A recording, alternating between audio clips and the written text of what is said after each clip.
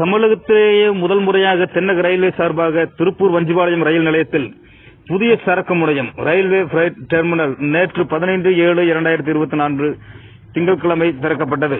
விழாவில் உழவர் உழைப்பாளர் கட்சியின் மாநில செயலாளர் சின்னகாளிபாளையம் திரு கே ஈஸ்வரன் அவர்கள் கலந்து கொண்டு சரக்கு முனையத்தை திறந்து வைத்தார். வஞ்சிபாளையத்தில் பொருட்கள் இறக்கி வைத்து வெளியூர்களுக்கு அனுப்பும் சரக்கு முனையம் திறக்கப்பட்டதால் இந்த பகுதியில் உள்ள பல்வேறு மக்கள் பயனடைவதோடு வேலை வாய்ப்பையும் பெறுகின்றனர். இந்த பகுதியில் கனரக சரக்கு வாகனங்கள், நடுத்தர மற்றும் சிறிய சரக்கு ரக வாகனங்கள் வைத்திருப்பவர்கள் இந்த திட்டத்தால் பெரும் பயனடைவார்கள். திருப்பூர் வஞ்சிபாளையம் பகுதி மக்கள் வாழ்வாதாரத்தை உயர்த்தும் நோக்கில் மத்திய அரசால் கொண்டுவரப்பட்ட இந்த திட்டத்தை விழாவுக்கு வந்த அனைவரும் வெகுவாக பாராட்டினார்கள்.